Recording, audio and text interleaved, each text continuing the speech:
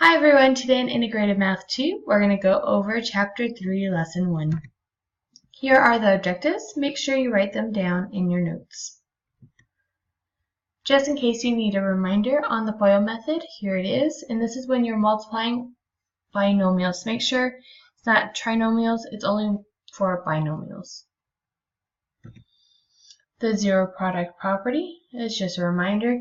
If you get 0, so, for example, a times b is equal to 0. We know that a is equal to 0, b is equal to 0 possibly, or possibly both. Alright, so let's try example 1. We want to write a quadratic equation in standard form with -1/2 and 4 as its roots. This will help us start with our pattern.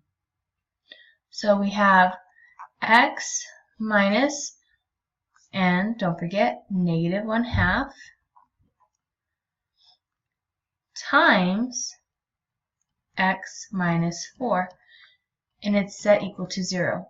Notice I haven't changed anything, I'm just plugging in our numbers. So now I have x plus negative times a negative, +1/2, times x minus 4, which is equal to 0. Then I'm going to go ahead and use the FOIL method. So the first outer inner last. So x squared minus 4x plus 1/2 x minus 4 times 1/2. Okay. And if you need to review this, make sure you go back to some of the older videos for the FOIL method. Alright, I want to combine like terms, but as you see here, I can't just add 4 plus 1/2. I need to find a common denominator first. So put 4 over 1. Our common denominator will be 2. 2 over 2 is still 1. I have not changed what I'm solving. So 4 times 2 is 8. Divided by 2, and just a reminder, make sure you watch your negatives. This should be a negative here. So that would be negative 8 over 2 plus 1/2, negative 7 over 2. Alright, so here I have x squared minus 7 over 2x. Now I just bring the x's with it. Minus, this one we can multiply, and we don't have to worry about common denominator because when you're multiplying, you don't need a common denominator. This will give us -2, which is equal to 0. And let's just say I don't want to see it as a fraction. So let's multiply everything by 2 because that's the way we're going to get rid of that fraction. So now I have 2x squared plus -7x minus 4, which is equal to 0. And there we go. Alright, so now let's try this example 2. Solve 2x squared minus 3x minus 5, which is equal to 0 by factoring. Alright, so first of all, let's make our x. We have 2, and we have -5, -10. And then our middle number is going to be -3. And then I know this is 5 and 2, but I need to make one a negative because I need this -3 here and this -10 here.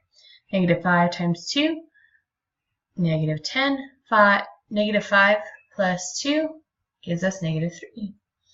So now I have 2x squared plus, let's say, blank plus blank minus 5, which is equal to 0.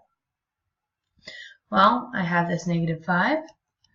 Remember this x, this splits between the two. And then I have 2x here. Now group them.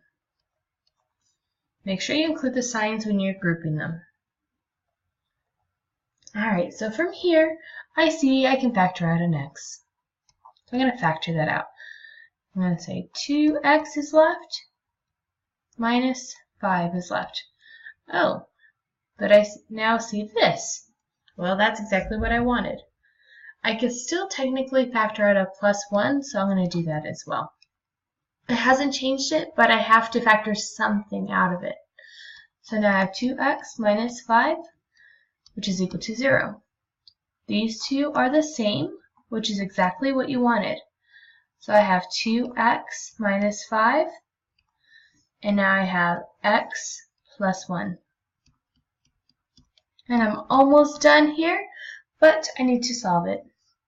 So set them both equal to 0.